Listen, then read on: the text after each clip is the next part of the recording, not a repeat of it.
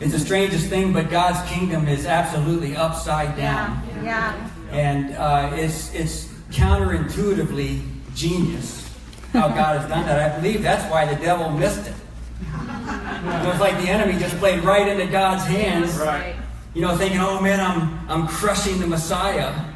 When it was the very thing that God planned for. Right. That his son would give his life. Yeah. That we would be able to live. Yes. And we would be able to actually stand on our own 2 feet before God in righteousness. Yeah. Because of what Jesus has done. Yeah. So I have a few thoughts for us here. Just some examples that are really great upside down things that I believe God has done. The first one is the monarchy who birthed the nation of God, Abraham and Sarah, were not a young, vibrant virgin and handsome, vigorous prince. They were a 90-year-old, barren, angry woman who laughed at the idea, and a 100-year-old guy who turned out to be a bit of a stud. Oh my gosh.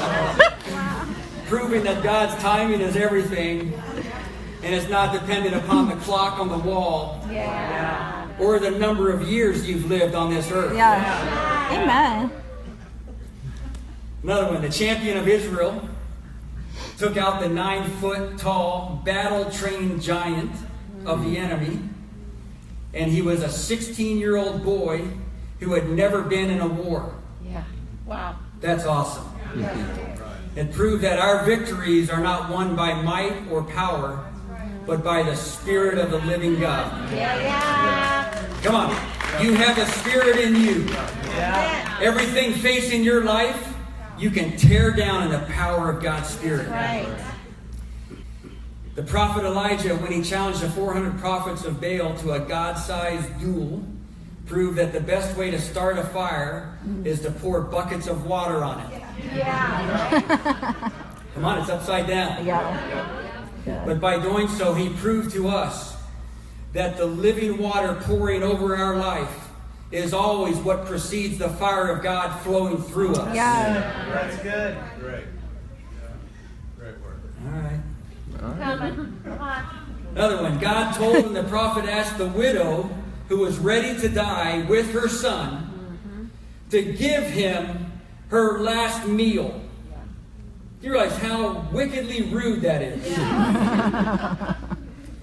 He asked her to give it to him as an offering. And by doing so, she received enough supply to feed her and her son for the length of the drought.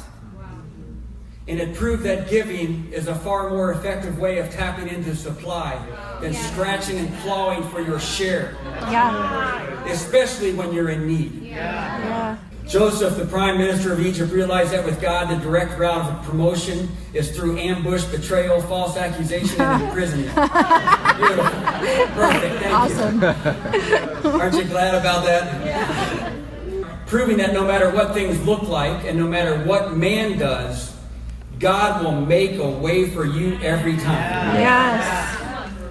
David, a man after God's own heart, found out that the bloodline of Jesus, the Messiah, did not flow from his greatest victory, but from Bathsheba and his darkest sin. Proving that the redemption of God is more valuable than the righteousness of man. Yeah. Wow. And also that the grace to minister does not flow from our accomplishments. Yeah. But it flows out of the things that we have been redeemed from. Amen. Awesome, Pastor.